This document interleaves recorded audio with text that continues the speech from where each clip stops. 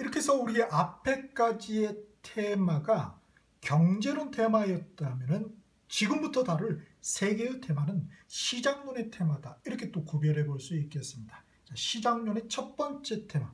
우리 전체적으로 보면 9번째 출제 테마인 부동산 시장 특성입니다. 이것도 A급이죠. 굉장히 잘 출제되고 있습니다. 자, 외적으로는 구별이 안 되는지 연계를 해야 되는데요. 우리 총론 파트의 토지의 자연적 특성, 특히 우리 부동성, 부중성 요거하고 연계해서 볼 필요가 있겠고요. 그리고 다음에 나오는 효율적 시장이라는 것도 연계해서 우리 정리를 해야 되겠습니다. 자, 그러면 우리 일반 시장과 달리 부동산 시장은 독특한 특성을 가지고 있는 첫 번째 곡지성입니다. 곡지성. 그것은 바로 부동성의 파급 효과다. 이렇게 볼 수 있겠죠. 자, 두 번째는 수급, 수요와 공급 조절이 곤란하죠. 그것은 부중성 때문이다.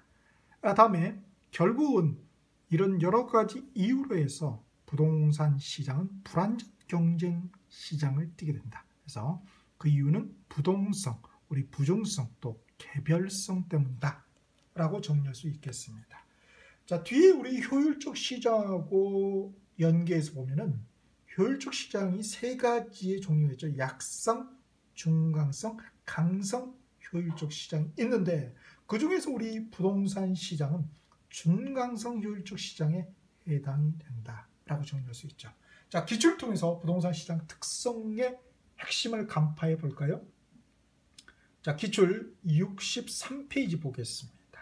자, 우리 10회 때부터 해서 29회 꽤 잘 출제되고 있다는 걸 알 수 있습니다. 자, 그러면 우리 29회 이어서 30회 때는 어떨 것이냐? 제가 볼 때는 좀 이번에는 좀 출제가 되지 않지 않을까? 굳이 출제를 한다면은 개론 전체, 부동산 학개론 전체 종합 문제 중에 하나의 보기 정도로 좀 들어가지 않을까? 이렇게 한번 예상을 해봅니다. 다음 10번째 출제 테마, 시장의 실패입니다. 이건 B급인데요. 외적으로 구별될 것은 시장이 실패하고 비교되는 용어가 바로 정부의 실패입니다. 날개 박스에 보면은 그래서 두 개의 차이점을 구별할 수 있어야 되겠고요. 결국은 우리 시험 문제를 좀 디테일하게 가죠. 그 원인, 요인, 과연 어떤 항목들이 시장의 실패의 원인에 해당되느냐 해당되지 않느냐 그걸 구별하는 게 중요하겠고요. 두 번째는 좀 깊게 들어가면은 시장 실패 원인에 보면은 외부 효과, 즉 정의 외부 효과, 부의 외부 효과 둘 다 시장 실패의 원인의 요인에 해당되는데 요 정의 외부 효과하고 부의 외부 효과의 차이점을 구별할 줄 아는지 그러면 좀 깊게 어렵게 들어가는 것이죠. 시험에서. 일단 먼저 기본적으로 시장 실패의 원인에서 중요한 것은 우리 외부 효과, 같은 말로 외부성이라고 하죠. 그리고 요게 좀 어렵습니다. 규모의 경제 또는 비용 체감 산업, 규모의 경제가 왜 시장 실패의 원인이냐. 시장 실패면 왠지 네거티브, 마이너스적인 느낌이 오잖아요. 그런데 규모의 경제는 왠지 좋은 느낌이라요. 플러스적인, 파지티브한 느낌이란 말이에요. 그래서 좀 훅 낚이는 경우가 있습니다. 그래서 자기 감정적으로 문제를 푸는 게 아니라 논리적으로 풀어야 되겠죠.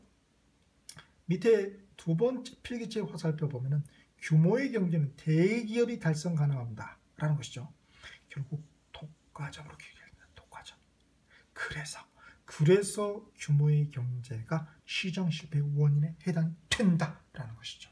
그 다음에 외부 효과에서는 우리 부의 외부 효과는 당연히 시장 실패의 원인이다 이렇게 느낌적으로 가는데 정의 외부 효과 왠지 좋은 것 같은데 아니라는 거예요. 시장 실패의 원인이라는 거. 그래서 그걸 좀 주의를 하셔야 되겠습니다. 그래서 정의 외부 효과, 부의 외부 효과는 앞에 우리 총론 파트에 부동산 특성 파트에서 우리 부동성 인접성하고 연계해서 우리 중요했죠. 이 외부 효과. 그래서 정의 외부 효과, 부의 외부 효과 깊게는 여기에 정리를 해두었습니다. 그래서 어느 파트에서도 출제가 될 수 있죠. 자, 우리 그럼 시장론 마지막 출제 테마인 효율적 시장입니다. 이건 A급입니다. A급.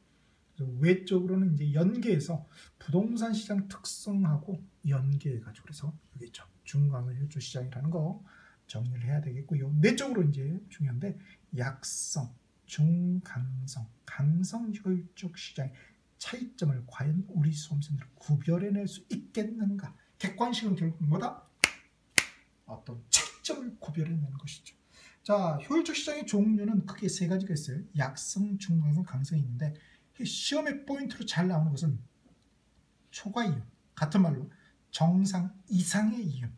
정상 이상의 이윤은 초과 이윤이고 정상 이윤은 정상 이윤이죠. 뭔가 말이 뭔가 더해지면 같은 말 다른 말 다른 말이라는 거예요. 수요 앞에 수요량 변화, 수요 변화 다른 말이죠. 더 앞에 복합 부동산, 복합 개념의 부동산 다른 말이었습니다. 자, 초과 이윤, 약성 효율적 시장이 획득 가능한 경우가 있다. 그래서 기본적 분석, 미래 정보를 분석했을 때는 가능하지만 기술적 분석을 했을 때는 불가능하다는 거.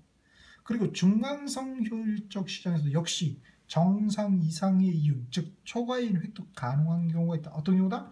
공표가 안 된 정보를 불성할 경우에 가능하다. 그러나 기본적, 기술적 분석을 한 경우는 불가능하다. 그리고 강성 효율적 시장에서는 어떠한 경우에도 정상 이상의 초과 이윤을 획득할 수가 있다 없다? 없다. 그래서 극단적인 어구가 들어가면 거의 99% 틀린 보기이지만 이건 옳은 보기라는 거예요. 그래서 그런 것도 좀 주의를 하셔야 되겠습니다. 자, 그리고 효율적 시장에서 또 하나 우리가 추가적으로 봐야 할 게 바로 할당 효율적 시장이죠. 자, 할당 효율적 시장이 뭐냐? 정보 가치하고 정보 비용이 같은 그런 시장을 말합니다. 우리 불안정 경제 시장, 부동산 시장의 특성이 뭐가 있었습니까? 가장 포인트가 불안정 경제 시장이죠.